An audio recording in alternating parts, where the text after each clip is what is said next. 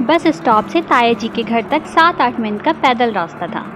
جامع مسجد والی گلی سے گزر کر جب وہ بجھے ہوئے نیلے رنگ کے دروازے اور سفید چونے سے پتی دیواروں والے پختہ مکان کے سامنے پہنچے تو سفر کی کوفت اس کے اعصاب پر بری طرح سوار ہو چکی تھی۔ وہ فوراً ہی کسی چارپائی پر گر کر بے سدھ ہو جانا چاہتی تھی۔ دروازہ کھلا تھا۔ پختہ اینٹوں کا ناہموار فرش جس پر جا بجا خشک ہونٹوں سے اترتی پپڑیوں کی مانند سیمنٹ اکھڑا ہوا تھا، ابھی ابھی دھویا گیا تھا۔ صحن میں تائی جان بان کی کھری چارپائی پر کوہنی کے بل دراز تھی۔ ان کے بالوں میں مہندی لگی تھی جسے سکھانے کے لیے وہ دھوپ میں لیٹی تھی۔ برآمدے کی چیکیں اٹھی ہوئی تھیں۔ صدف باورچی خانے کے دروازے میں فرش پر بیٹھی آلو چھیل رہی تھی۔ انہیں دیکھ کر وہ دوپٹے سے ہاتھ صاف کرتی اٹھی اور آ کر اس کے گلے لگ گئی۔ تایارماں چارپائی سے ٹانگیں لٹکا کر بیٹھ ضرور گئی تھیں، مگر ان کے چہرے پر مسکراہٹ کے کوئی آثار دکھائی نہ دیتے تھے۔ اس کے سلام کا جواب بھی انہوں نے اتنی مدھم آواز میں دیا کہ وہ سن نہ سکی۔ صدف دوبارہ ترکاری بنانے بیٹھ گئی تھی۔ اجی اس کا اٹیچی کیس برآمدے میں رکھ کر باہر چلا گیا تھا۔ وہ تائی جان کے پاس چارپائی کے ایک سرے پر ٹک گئی۔ پتوکی زیادہ نزدیک نہیں پڑتا تھا، بھلے تم روز آتی جاتی، وہاں تو بہت بڑا لڑکیوں کا کالج ہے، ادھر بڑی مصیبت ہے۔ فوجی چھکڑا یہاں گیمبر تک تو آتا ہی نہیں۔ صدف کو روز 1-1.5 کلومیٹر پیدل چل کے چیک پوسٹ جانا پڑتا ہے، واپسی پر پھر وہی کھیچل، پاس بنوانا پڑتا ہے، نہیں تو ڈرائیور گاڑی میں بیٹھنے نہیں دیتا۔ پتوکی میں داخلہ لے لیتی تو گھر سے دوری تو نہ سہنی پڑتی۔ پردیس پھر پردیس ہوتا ہے، چاہے گلیاں سونے کی اینٹوں سے ہی کیوں نہ بنی ہوں اور شہر کے مینارے چاندی کے ہوں، سو اونچ نیچ ہو جاتی ہے۔ بھائی کریم نے پتہ نہیں کیا سوچ کر تمہیں ادھر داخل کروا دیا ہے۔ تائی جان نے آتے ہی اسے باور کرا دیا کہ وہ اس کے آنے سے خوش نہیں ہیں۔ ان کا رویہ اس کے لیے غیر متوقع نہیں تھا۔ یہ کوئی ڈھکی چھپی بات نہیں تھی کہ تائی جان ان کے گھر کے کسی بھی فرد کو پسند نہیں کرتی تھی۔ پتوکی بڑا دور پڑتا ہے، ادھر سے پہلے کنگن پور سے ٹھینگ موڑ آؤ، پھر آگے پتوکی کے لیے دوجی بس پکڑنی پڑتی ہے۔ سفر تو تھوڑا ہے پر 1.5-2 گھنٹے لگ جاتے ہیں۔ ابا کہتا تھا ہاسٹل میں نہیں رہنا، اس لیے جی وہ جلد از جلد وہاں سے اٹھ جانا چاہتی تھی، مگر اس خواہش پر عمل نہیں کر سکتی تھی۔ تائی جان دوبارہ پہلے والے انداز میں لیٹ کر سامنے والی دیوار کو دیکھنے لگی تھی۔ وہ یوں لاتعلق ہو چکی تھی جیسے وہ وہاں موجود ہی نہ ہو۔ اس کی سمجھ میں نہیں آ رہا تھا وہ اپنی موجودگی کو کس طرح سے ظاہر کرے۔ صدف نے بھی رسمی سوالوں کے بعد چپ سادھ لی تھی۔ اس وقت اس کی تمام تر توجہ پیازوں اور آلوؤں پر تھی۔ تایا جی کہاں ہیں؟ آخر کار اسے ایک فقرہ سوجھ ہی گیا۔ مولوی صاحب کی بچی فوت ہو گئی ہے، جنازے کے ساتھ قبرستان گئے ہیں۔ پھر وہی خاموشی اس کے چاروں طرف گردش کرنے لگی۔ جامع مسجد سے ظہر کی اذان کی آواز بلند ہوئی۔ اسی دم اجی 7 اپ کی 2 بوتلیں پکڑے دروازے سے اندر داخل ہوا تھا۔ اسے جس طرح چھوڑ گیا تھا اسی حال میں بیٹھے دیکھ کر اس نے بے اختیار پیشانی پر ہاتھ مارا۔ او تو اب تک ویسے ہی بکل مار کے بیٹھی ہے، گرمی نہیں لگتی تجھے؟ یہ لوئی تو اتار دے، اندر چل کے ایئر کولر کے آگے بیٹھ، چل اٹھ، میں نماز پڑھ لوں۔ بالکل پر نماز حاجن بی بی، ہمارے لیے بھی دعا کر دینا۔ صدف تو نے اسے پانی شانی پلایا ہے یا اب تک پیاسی بیٹھی ہے؟ لے یہ بوتلیں پکڑ، دودھ سوڈا بنا دے جلدی سے۔ اس نے چادر اتار کر الگنی پر ڈال دی اور اٹیچی کیس سے دوپٹہ نکال کر وضو کرنے غسل خانے میں چلی گئی۔ جب وہ نماز پڑھ کر دعا مانگ رہی تھی تو اجی دودھ سوڈے کا گلاس لیے پہنچ گیا۔ کتنی لمبی نماز پڑھتی ہے تو؟ اتنی دیر میں تو لوگ 4 نمازیں پڑھ لیتے ہیں۔ اس نے جائے نماز سمیٹ کر گلاس اس کے ہاتھ سے لے لیا۔ ہانڈی بننے میں ابھی دیر ہے، میں بازار سے سالن اور روٹیاں لے آتا ہوں، بتا کیا کھائے گی؟ آلو قیمہ، پائے یا نان حلیم لے آؤں؟ جو تمہارا دل کرے لے آؤ۔ کیوں جی، تیری کوئی مرضی نہیں؟ وہ خاموش رہی۔ بتانی پڑتی ہے مرضی، کسی کو کیا پتا اگلے بندے کے دل میں کیا ہے؟ اجی قدرے جھجک کر معنی خیز لہجے میں بولا تھا۔ وہ بلا ضرورت نواڑی پلنگ پر رکھے سرہانے کی شکنیں درست کرنے لگی۔ اب میرے واپس آنے تک اکڑ کے بیٹھی نہ رہنا، ٹھنڈی ہوا میں آرام کر، تھکن اتار لے، میں بس ابھی 2 منٹ میں آ رہا ہوں۔ جاتے ہوئے وہ ایئر کولر آن کر گیا تھا۔ تھکن سے چور تو وہ تھی ہی، خوشگوار نم ہوا نے اس کے اعصاب کو تھپکنا شروع کیا تو جلد ہی غنودگی طاری ہو گئی۔ بوجھل ذہن میں سفر کے واقعات، اماں ابا اور کنیز کی باتیں، کیسری چوزا، اپنے گھر کے آنگن میں لگے ہوئے سیوتی کے پھول، تائی جان کا کوفت زدہ چہرہ، کالج کے اونچے جوڑے والی میڈمیں बाँछें फाड़ कर कहकहे लगाती तेज तर्रार लड़कियां और कॉलेज के बड़े बड़े कमरे किसी बार बार रिवाइंड होती फिल्म की तरह मुत्तसिम हो रहे थे। यहाँ गुजरे हुए थोड़े से वक्त से ही उसे बखूबी अंदाज़ा हो चुका था कि आइंदा के हालात बहुत मुश्किल होंगे। साथ वाले कमरे से ताईजान और सदफ के बातें करने की मध्यम और गैर वाज़े आवाज़ें आ रही थीं। एयर कूलर की घूं घूं और मगरिबी दीवार के साथ रखे डीप फ्रीजर की धीमी सरर सरर किसी लोरी की मानिंद उस पर नींद वारिद कर रही थी। बतदरीज मक्खियों की भिनभिनाहट में बदलती आवाज़ों ने उसे बहुत सी परेशान कुन सोचों से छुटकारा दिला दिया। उज्जी के लौटने से कबल ही वो सो चुकी थी। वो बेदार हुई तो शाम का अंधेरा फैल चुका था। तायाजी घर आ गए थे। उसे सख्त भूख लगी थी, लेकिन वो उसे पास बिठाए देर तक बातें करते रहे। रात को उसने सबके साथ ही खाना खाया था। तायाजी इशा की नमाज पढ़ने मस्जिद गए तो वो चारपाइयाँ बिछाने में सदफ का हाथ बटाने लगी। ताईजान ने दोनों चिकें गिराईं और सदफ को मुखातिब करके बोली, आयशा का बिस्तर अंदर बड़े कमरे में बिछा देना। इस बेचारी को कहाँ आदत है एयर कूलर के आगे सोने की, कहीं ठंड ही ना लग जाए। उनके लहजे में महसूस किया जाने वाला तंज था। बरामदे में 5 चारपाइयाँ आ भी नहीं सकती, ख्वाह मख्वाह आने जाने में तंगी होगी। रात को 2-3 दफ़ा तो ज़रूर ही जाते हैं तुम्हारे अब्बू गुसल खाने में। अंधेरे में चारपाइयों से ठुड्डे खाते फिरेंगे। वो खामोशी से अंदर आकर इसी निवाड़ी पलंग पर लेट गई जिस पर दोपहर में सोई थी। बेशक उनके घर में एयर कूलर नहीं था और हो सकता था कि रात को उसे ठंड भी महसूस होती, मगर ताईजान की बात ने उसे बहुत दुख दिया था। उसने सुस्त रवि से और कदरे डोल कर घूमते हुए छत के पंखे को देर तक घूरते रहने के बाद आंखें मीच लीं। उसे नींद नहीं आ रही थी। कुछ ही देर पहले तो भरपूर नींद लेकर बेदार हुई थी। करवटों का एक तवील सिलसिला उसे पलंग के एक किनारे से दूसरे किनारे तक मुंतकिल करने लगा। ना जाने रात की किस पहर उसे हल्की सी ऊँघ आई थी कि किसी के बुलंद आवाज़ में बोलने पर चौंक गई। उसे गर्मी नहीं लगती। उनके घर में एयर कूलर नहीं है तो क्या हुआ, यहाँ तो है ना। वहाँ पर खुली हवा होती है। हमारे मकान से उनका घर बहुत बड़ा है। इस तरह का बंद बंद कुकड़ियों के खड्डे जैसा नहीं है। अंदर चाहे गर्मी से उसकी जान निकल जाए।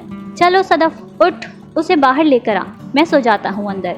ये उज्जी था जो बहुत गुस्से में लगता था। शायद वो अभी अभी कहीं से वापस आया था। आहिस्ता बोलो, तुम्हारे अब्बू जाग जाएंगे और तुम्हारे दिल में जो उबाल उठ रहे हैं उनकी वजह मुझे खूब मालूम है। नहीं मरती वो। कल से वो अकेली सो जाएगी एयर कूलर के आगे। हम सब अंदर लेटेंगे। बहन को ना बेआराम कर, सारे दिन की थकी हुई है। ताईजान घुटी घुटी आवाज़ में उसे घिरक रही थी। बेआराम ना कर। कुछ देर तक उज्जी की बड़बड़ाहट और कुछ खटर पटर उसके कानों तक पहुंचती रही और फिर खामोशी छा गई। उसे अपने हलक में आंसुओं की नमकीनी महसूस हुई थी। सुबह तक वो जागती रही थी। अगले रोज़ इतवार था। ये तमाम दिन कमरे में बैठे बैठे गुजरा। रात को सोने का वक्त हुआ तो वो खुद ही अपना बिस्तर अंदर बिछाने लगी। सदफ ने उसे बरामदे में लेटने के लिए कहा, लेकिन वो आहिस्तगी से बोली, मुझे सर्दी लगेगी रात को, मैं यहीं ठीक हूँ। वो कंधे उचकाकर चली गई थी। इफ्फतारा उसके साथ कदम मिलाने की भरपूर कोशिश कर रही थी, मगर सुरमई संगरेज़ों की फराख पट्टी थी कि फैलती ही चली जा रही थी। उन्होंने थकन ज़दा नज़रों से तेज़ी से दूर होती जासिया को देखा था। यकलख्त वो रुक गई। शायद उसे एहसास हो गया था कि वो बहुत पीछे रह गई हैं। अम्मी, इस तरह पाँव घसीटने से बेहतर था आप वॉक करने की हामी ही ना भरती। ज़रा तेज़ चलें, चुस्ती से मौसम की खुशगवारियत को महसूस करें। मारे बांधे मुशक्क़त समझकर वॉक करेंगी तो कुछ फ़ायदा नहीं होगा, उल्टा थक जाएंगी आप और 2-4 रोज़ में जी उगता जाएगा। उसने कदमों की रफ्तार धीमी कर दी थी। मेरे बाएं टखने में शदीद दर्द हो रहा है, लगता है जैसे जलता अंगारा रख दिया हो किसी ने। तुमने तो हद ही कर दी है। मुझ में इतनी सकत कहाँ कि 2-3 किलोमीटर उछलते कूदते तय कर लूँ। तुम तो पीछे देखे बिना ही भागे चली जा रही हो। मैं चाहे सड़क पर ढेर हो जाऊं, तुम्हें कोई परवाह ही नहीं। वॉक करना ज़रूरी है, ठीक है कर रहे हैं, पर ऐसी भी क्या आफत आई है कि सारे इलाके का गश्त कर डाला। वो उसके करीब आते आते हाँफने लगी थी। उनके लहजे में नाराज़गी को महसूस करके जासिया मुस्कुराई। ब्लड शुगर आखिरी हद तक। बीपी आपका कभी नॉर्मल नहीं हुआ। हाथ पांव बैठे बैठे सुन हो जाते हैं। नमक और चिकनाई का इस्तेमाल आप कम नहीं कर सकती। चोरी छुपे मिठाई भी खा लेती हैं, लेकिन कभी कभार। अब वॉक करने से भी आपका जी घबराता है तो ठीक है, मुझे कोई एतराज़ नहीं, लेकिन दिल घबरा रहा है, सर घूमता है, आंखों के सामने अंधेरा छा जाता है टाइप शिकायतें मुझे ना सुनाया करें। یہ بیماری تو جان کا روگ ہے، جان جائے گی تو پیچھا چھوٹے گا، وہ خود کلامی کے انداز میں بڑبڑائیں۔ سڑک دور دور تک ویران نظر آتی تھی، خوشگوار خنک ہوا سرکنڈے کے جھاڑوں میں سے گزرتی ہوئی مبہم سرسراہٹیں پیدا کر رہی تھی۔ جب وہ گھر کی طرف جانے والی سڑک پر مڑنے لگی تو ایک گاڑی مخالف سمت سے آئی اور زن سے ان کے قریب سے گزر گئی۔ انڈیکیٹر تک نہیں جلایا الو کے پٹھے نے۔ جاسیہ نے ایک پتھر کو پھیر سے ٹھوکر لگا کر دانت پیسے۔ ہر گھوڑے گدھے کو پتہ نہیں ڈرائیونگ لائسنس کیسے مل جاتا ہے۔ عفت پھر 10-12 قدم پیچھے رہ گئی تھی۔ وہ خود واپس ان کے پاس چلی گئی۔ کس قدر ویرانی ہے، ساری سڑکیں سنسان پڑی ہیں اور ہم 2 نہتی عورتیں پاگلوں کی طرح بھاگی پھر رہی ہیں۔ کل سے جلدی نکلنا گھر سے، یہ وقت بالکل مناسب نہیں، آج کل حالات بہت خراب ہیں۔ حالات تو کبھی بھی درست نہیں ہوتے، وہ لاپرواہی سے بولی۔ آپ بس کسی بہانے سے اس مصیبت سے جان چھڑانا چاہتی ہیں۔ ظاہر ہے میں 8 بجے والا ڈرامہ قربان کرنے پر رضامند نہیں ہوں گی۔ آپ کے ہاتھ بہانہ لگ گیا ہے، ویرانی اور حالات کی خرابی والا۔ یہ جھنجٹ تو خود بخود ہی ختم ہوگا۔ عفت نے اچانک ہاتھ اٹھا کر اسے خاموش ہونے کو کہا۔ چپ، مجھے کچھ عجیب سی آواز سنائی دی ہے۔ چند لمحے خاموش رہ کر وہ آس پاس کسی غیر معمولی شے کو محسوس کرنے کی کوشش کرتی رہی، پھر مصنوعی خوفزدگی سے بولی، خواہ مت ڈرائیں مجھے، ویسے آپ کو ڈر کس بات کا ہے؟ میں جو آپ کے ساتھ ہوں، پریشانی کی تو کوئی بات ہی نہیں۔ یہی تو پریشانی کی اصل وجہ ہے۔ کبھی بھیڑوں کی رکھوالی بھیڑ سے بھی ہوئی ہے؟ اس سڑک کی تینوں لائٹس کئی دنوں سے خراب ہیں، کوئی دھیان ہی نہیں دیتا۔ چند قدموں کے فاصلے تک کچھ دکھائی نہیں۔ ان کا جملہ نامکمل رہ گیا۔ ان دونوں کو رک جانا پڑا تھا۔ ان سے چند فٹ دور سڑک کے بائیں کنارے کوئی شخص پہلو کے بل لیٹا ہوا تھا۔ چند لمحوں تک وہ دونوں بالکل ساکت سانس روک کے کھڑی رہی۔ انہیں لگ رہا تھا جیسے سڑک نے ان کے پاؤں پکڑ لیے ہوں۔ پھر جاسیہ نے اپنے بازو پر عفت کی لرزتی گرفت کو محسوس کیا تھا۔ وہ اسے پچھلی سمت میں کھینچ رہی تھی۔ بنا کوئی آہٹ پیدا کیے وہ الٹے قدموں اس مقام سے دور ہٹنے لگی۔ Please help me, for God sake, اس شخص نے کرہ کر پکارا تھا۔ اب وہ زمین سے اٹھنے کی کوشش کر رہا تھا۔ جاسیہ کی ریڑھ کی ہڈی میں برفیلی کپکپاہٹ دوڑ گئی۔ حلق سے نکلتی چیخ کو بمشکل دبا کر وہ پوری قوت سے بھاگ پڑی۔ عفت نے اب تک اس کا بازو دبوچ رکھا تھا۔ پلیز رک جائیں، میں زخمی ہوں، پلیز میری مدد کریں۔ وہ آنکھیں بند کر کے بھاگتی رہی۔ کچھ دیر کے لیے وہ یہ بھی فراموش کر بیٹھی کہ امی اس کے ساتھ تھی۔ میں کوئی چور ڈاکو نہیں ہوں، پلیز میری بات سنیں، ڈریں مت۔ پہلی بار اسے محسوس ہوا کہ وہ شخص تکلیف میں تھا۔ سڑک کے موڑ پر رک کر وہ کچھ دیر سانس درست کرتی رہی۔ عفت بھی گرتی پڑتی اس کے پاس پہنچ گئی تھی۔ رکو مت، بھاگو، کہیں اس آدمی کے پاس پسٹل وغیرہ نہ ہو۔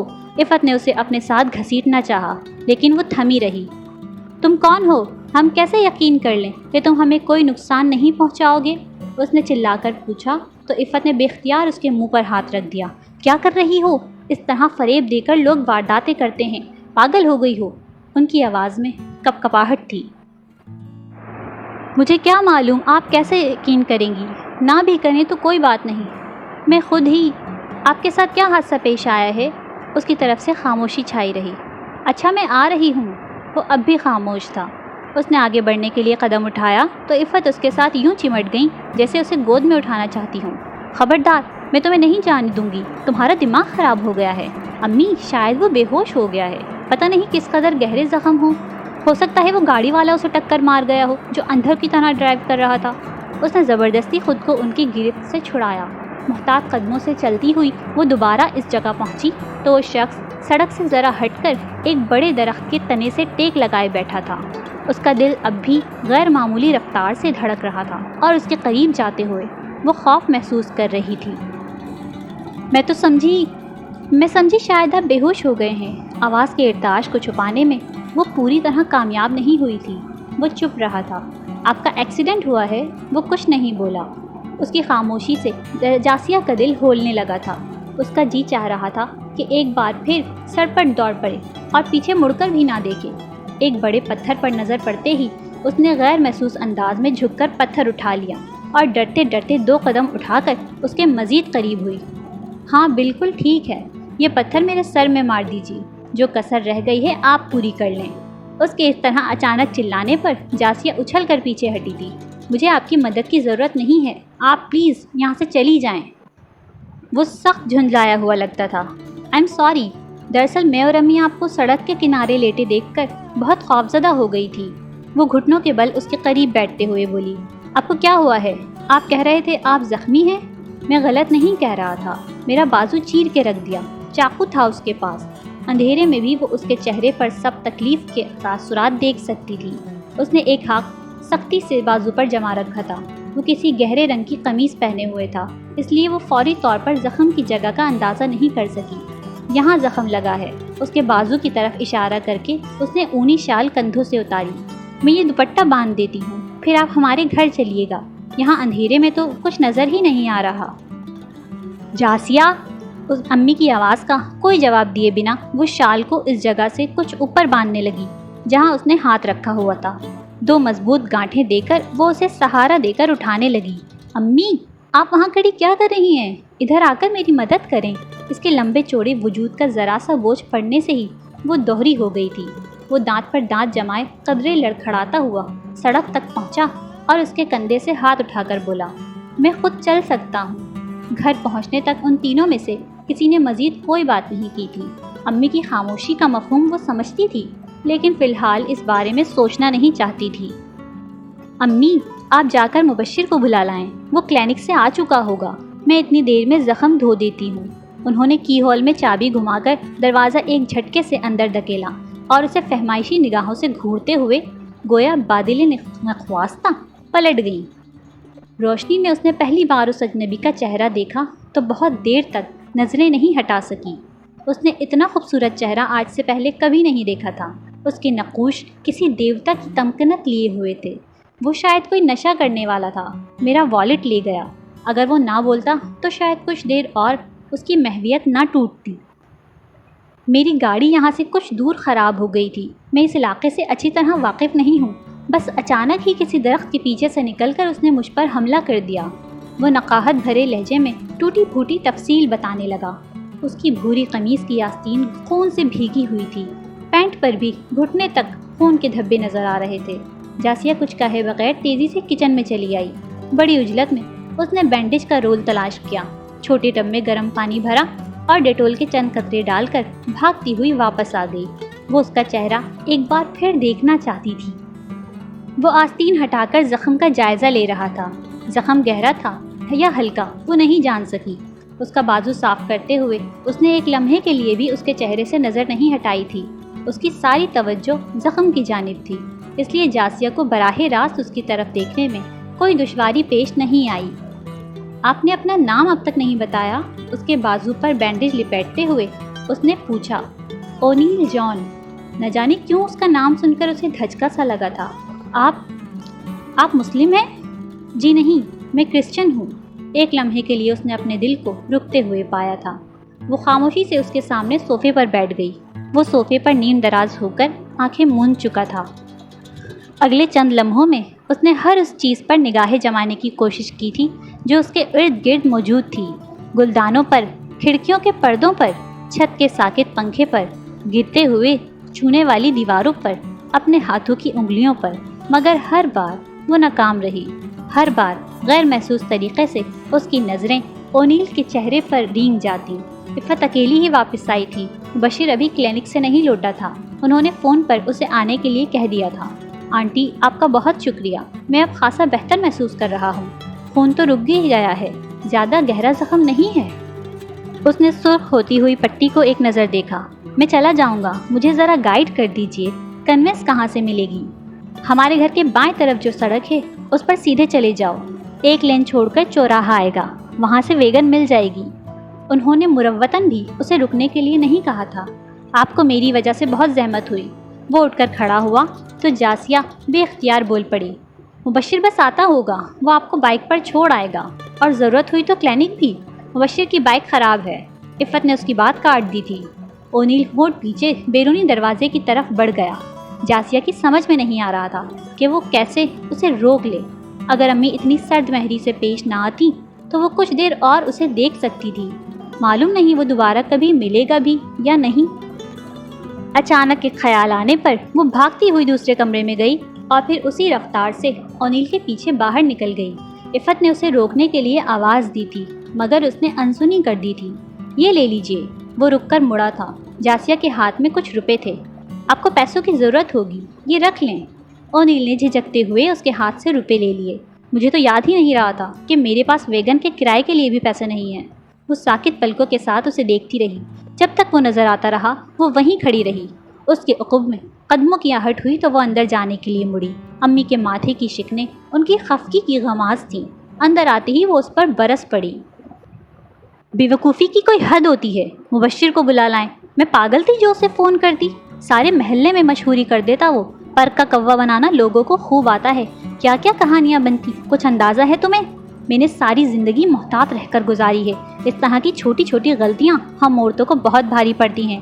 تمہارا باپ زندہ ہوتا تو میں دیکھتی کس طرح تم ایک اجنبی کو گھر اٹھا لاتی ہو۔ زخمی تھا تو تمہیں کیوں درد اٹھا؟ ہمدردی کرنے کے لیے اور بہت لوگ ہیں اس دنیا میں۔ اور جو وہ زخمی نہ ہوتا، ڈرامہ کر رہا ہوتا، کوئی لٹیرا ہوتا تو پھر جانتی ہو میرا جی تو چاہ رہا ہے تمہارا منہ توڑ دوں۔ جاؤ، دفع ہو جاؤ۔ وہ خاموشی سے سر جھکائے ساری باتیں سنتی رہی اور پھر ان کے قریب سے گزر کر بالائی منزل کی سیڑھیوں کی طرف بڑھ گئی۔ بالائی منزل کے اکلوتے کمرے میں پہنچ کر اس نے دروازہ مقفل کیا اور بستر پر نیند دراز ہو گئی۔ آنکھیں بند کر کے وہ اونیل جان کے نقش پوش کو یاد کرنے کی کوشش کرنے لگی۔ اس کی پیشانی کس قدر اجلی تھی، کسی فرشتے کی طرح۔ دائیں کنپٹی پر ایک سیاہ تل تھا۔ آنکھیں اتنی شفاف تھی جیسے کانچ سے بنی ہوں۔ آنکھوں کا رنگ نہ جانے کیسا تھا، ہلکا بھورا یا شاید شربتی یا پھر سرخی مائل بھورا۔ نہ جانے کیا رنگ تھا۔ ایسی آنکھیں دنیا میں کسی اور کی ہوں گی؟ نہیں، اس نے نفی میں سر ہلایا۔ ناک کا بانسا پیشانی سے پھنگ تک بالکل سیدھا، بھیگے بھیگے سے ہونٹ، اوپری ہونٹ ذرا سا اوپر اٹھا ہوا جو اسے بے نیاز ظاہر کرتا تھا۔ تھوڑی میں چھوٹا سا گڑھا تھا شاید، یہ شاید نہیں تھا لیکن محسوس ہوتا تھا۔ نہ جانے وہ کتنی دیر تک اس کے ایک ایک نقش کو ذہن میں دہراتی رہی، کبھی علیحدہ علیحدہ، کبھی اجتماعی طور پر۔ وہ دیوتا تھا، دیوتا جن کی عبادت کی جاتی ہے۔ اسے آنکھ کے گوشے سے کان کی جانب پھسلتی نمی کا احساس ہوا۔ اس نے انگلیوں کی پوروں سے اپنے رخسار کو چھوا۔ اس کا چہرہ گیلا تھا۔ وہ ساری رات جاگتی رہی۔ کروٹیں بدلتے بدلتے اس کے پہلو دکھنے لگے تھے۔ تمام رات چند ساعتوں کے لیے بھی اونیل کا چہرہ اس کے ذہن سے محو نہیں ہوا۔ وہ اسے سوچنا نہیں چاہتی تھی مگر خود کو ایسا کرنے پر مجبور پاتی تھی۔ صبح کالج کے لیے تیار ہوتے ہوئے وہ سخت عجلت کا شکار تھی۔ ناشتے کے نام پر اس نے 2 گھونٹ پانی حلق سے نیچے اتارا اور بھاگم بھاگ گھر سے نکل آئی۔ امی رات والے واقعے کی وجہ سے اب تک ناراض تھی، سو انہوں نے بھی اس افراتفری کی وجہ دریافت نہیں کی۔ گھر سے نکل کر اس نے وہ راستہ اختیار نہیں کیا جو اس چوراہے کی طرف جاتا تھا جہاں سے وہ روزانہ ویگن پر بیٹھتی تھی۔ اس کے قدم اس سڑک کی طرف اٹھ رہے تھے جہاں رات کو اونیل ملا تھا۔ اس نے کئی بار خود کو باز رکھنا چاہا، واپس پلٹنے کی کوشش کی، مگر کوئی تھا جو اس کا ہاتھ پکڑ کر اس جانب کھینچ رہا تھا۔ اس کے پاؤں اس کے اختیار میں نہیں تھے۔ خاصی دیر تک مارے مارے پھرنے کے بعد اسے سڑک کے کنارے کھڑی ایک سیاہ کرولا نظر آ گئی۔ وہ اس جگہ سے قریب برگد کے فراخ تنے کی اونٹ میں اس طرح کھڑی ہو گئی کہ آنے جانے والوں کی نظروں سے محفوظ رہتے ہوئے سیاہ کرولا کو دیکھ سکے۔ جب اسے وہاں کھڑے کھڑے 1.5 گھنٹہ گزر گیا تو تھک کر زمین پر بیٹھ گئی۔ 1 گھنٹہ مزید گزر گیا، کوئی بھی کار کو لینے کے لیے نہیں آیا۔ ساکت کھڑی گاڑی کے ٹائروں اور بند شیشوں کو دیکھتے دیکھتے اس کی آنکھیں دکھنے لگیں۔ اس نے رسٹ واچ پر نظر دوڑائی۔ کالج سے چھٹی کا وقت ہونے ہی والا تھا۔ اس نے اس بارے میں ایک بار بھی نہیں سوچا تھا کہ آنے والے سے اونیل کے بارے میں کیسے پوچھے گی، کس حیثیت سے سوال کرے گی۔ ہو سکتا ہے میکینک کے ساتھ وہ خود بھی آ جائے، پھر میں اس سے کیا کہوں گی؟ کیا میں اپنی موجودگی ظاہر کر سکوں گی؟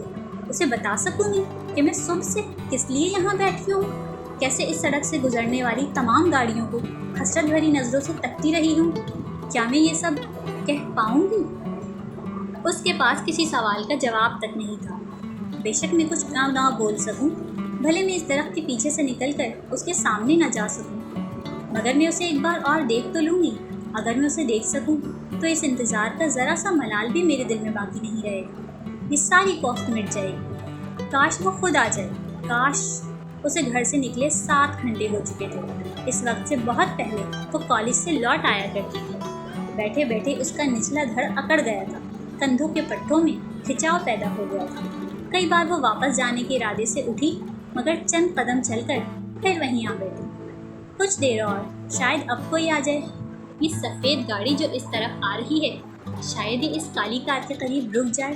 ڈرائیور نے رفتار کچھ مدھم تو کی ہے شاید، مگر کسی بھی گاڑی کے پہیے نہ تھمے۔ 4 بجنے والے تھے۔ وہ نم آنکھوں اور بے جان قدموں کے ساتھ گھر کی طرف روانہ ہوئی۔ امی اس کے انتظار میں دروازے کے سامنے بے چینی سے ٹہل رہی تھی۔ اتنی دیر؟ شام ہونے والی ہے اور تم اب گھر آ رہی ہو؟ اتنا وقت کہاں گزارا؟ میں تمہیں کالج پڑھنے کے لیے بھیجتی ہوں، آوارگی کے لیے نہیں۔ میں 1000 بار منع کر چکی ہوں، اپنی سہیلیوں کے گھر مت جایا کرو۔ وہ ہونٹ کچلتے ہوئے دھندلی آنکھوں سے زمین کو گھورتی رہی۔ آئندہ اگر مجھے خبر ہوئی کہ تم کسی سہیلی کی طرف گئی ہو تو میں تمہاری ٹانگیں توڑ دوں گی۔ کان کھول کر سن لو، تمہاری کوئی دوست تمہیں ملنے کے لیے گھر نہ آئے اور نہ ہی فون کرے، ورنہ میں بالکل لحاظ نہیں کروں گی۔ تمہارے سامنے اس کی بے عزتی کرتے ہوئے مجھے ذرا بھی خیال نہیں آئے گا کہ تمہیں برا لگ رہا ہے۔ اسکول کالج کی دوستیاں وہیں تک ہوتی ہیں، چھٹی کے بعد سب اپنے اپنے گھروں کو آتے ہیں، دوسروں کے گھروں کو نہیں چل پڑتے منہ اٹھا کر۔ ماں باپ بیچارے چاہے پریشانی سے مر جائیں، ذلیل اولاد کو کوئی دکھ ہی نہیں۔ انہیں ہمیشہ ہی اسی طرح بے تحاشا غصہ آتا تھا۔ جاسیہ نے شولڈر بیگ وہیں فرش پر پٹکا اور تند آواز میں بولی، آپ کو صرف تقریر کرنا آتی ہے، ہمدردی کرنا نہیں آتا۔ محبت کرنے، توجہ دینے کا ڈھنگ آپ کو بالکل معلوم نہیں۔ آپ ٹیچر ہیں نا، اسکول میں بھی تقریریں جھاڑتی ہیں، گھر میں بھی لیکچر دیتی ہیں۔ میں دیر سے آئی ہوں، آپ نے ایک بار بھی یہ جاننے کی زحمت نہیں کی کہ ایسا کیوں ہوا۔ آپ نے گھر بیٹھے بیٹھے طے کر لیا کہ میں آوارہ ہوں۔ آپ کا اندازہ تو غلط ہو ہی نہیں سکتا، آپ تو غیب دان ہیں۔ مجھ سے کبھی پوچھا آپ نے کہ ویگنوں میں دھکے کھاتے ہوئے میں کیسا محسوس کرتی ہوں؟ جب دیر تک ویگن کے انتظار میں کھڑی رہتی ہوں، لوگوں کے فقرے، غلیظ اشارے برداشت کرتی ہوں، تو مجھے کیسا لگتا ہے؟ کوئی کندھے سے کندھا ٹکرا کر گزر رہا ہے، کوئی چٹکی بھرنے کی کوشش کرتا ہے، کوئی آنکھوں سے نگلنا چاہتا ہے۔ یہ سب بہت دلچسپ ہوتا ہے، میں بہت محفوظ ہوتی ہوں۔ وہ رونے لگی تھی۔ آپ نے مجھے دروازے سے اندر نہیں گھسنے دیا اور اعلان کر دیا کہ میں آوارہ ہوں۔ آپ نے مجھ سے پوچھا کہ اتنی دیر سے آئی ہو، تمہیں پیاس لگ رہی ہوگی۔ آپ نے پوچھا کہ صبح ناشتہ کیے بغیر چلی گئی تھی، اب تک کچھ کھایا یا نہیں؟ تمہیں بھوک لگ رہی ہے تو کھانا دے دوں؟ نہیں، آپ کو یہ سب پوچھنے کی کیا ضرورت ہے؟ آپ کو تو گناہوں کا حساب لینے سے مطلب ہے، پولیس والوں کی طرح تفتیش کرنا جانتی ہیں۔ آپ نے کبھی میرے مسائل کو سمجھنے کی کوشش نہیں کی، آپ بہت بے حس ہیں۔ وہ روتے ہوئے اندر چلی گئی تھی۔ عفت کچھ دیر گمسم سی وہیں پر جمی رہی، پھر آگے بڑھ کر اس کی بکھری ہوئی کتابیں سمیٹی، بیگ پر لگی ہوئی گرد جھاڑی اور کتابیں اس کے اندر ڈال کر دروازے کی سیڑھیوں میں بیٹھ گئی۔ جاسیہ نے کمرے کا دروازہ اندر سے بند کر لیا تھا۔ دستک دینے پر بھی اس نے کوئی جواب نہیں دیا۔ عفت کھانا گرم کر کے اس کا انتظار کرتی رہی، مگر وہ نیچے نہیں اتری۔ مغرب کی اذان کے وقت اس کے کمرے کا دروازہ کھلا اور وہ تیز تیز سیڑھیاں اترتی ہوئی بیرونی دروازے کی طرف بڑھ گئی۔ میں ایک پین خریدنے مارکیٹ تک جا رہی ہوں، آپ کو کچھ منگوانا ہے؟ دروازے سے نکلتے ہوئے اس نے پوچھا تھا۔ اس کی متورم آنکھیں اور سرخ ناک بتا رہی تھی کہ وہ دیر تک روتی رہی ہے۔ عفت کہنا چاہتی تھی کہ باہر سرد ہوا چل رہی ہے، گرم جرابیں اور جاگرز پہن کر جا، لیکن خاموشی سے اسے جاتے ہوئے دیکھتی رہی۔ جاسیہ پھر اسی جگہ جا رہی تھی جہاں وہ سیاہ کرولا موجود تھی۔ فاصلہ تیزی سے طے کرنے کی خاطر وہ اس قدر تیز رفتاری سے چلتی رہی کہ وہاں پہنچنے پر اس کی سانسیں بے ترتیب ہو رہی تھیں۔ اب وہ جگہ خالی تھی، گاڑی وہاں موجود نہیں تھی۔ آسمان کے سینے سے پھوٹتا خنک اندھیرا اس کی رگوں میں اترنے لگا۔ برگد کی خمیدہ شاخیں چپکے چپکے ٹھنڈی آہیں بھر رہی تھیں۔ اس کی آنکھوں سے گرم پانی رسنے لگا۔ گھر تک جانے والا رستہ اسے کئی صدیوں کی مسافت لگ رہا تھا۔ اس کے قدموں کے چلنے کی سکت باقی نہیں تھی اور عفت ٹی وی کی تاریک اسکرین کو گھولتے ہوئے سوچ رہی تھی، آج نہ جانے کیا ہو گیا۔ 8 بجے والا ڈرامہ تو وہ ہر قیمت پر دیکھا کرتی ہے، آج خدا معلوم کیسے بھول گئی۔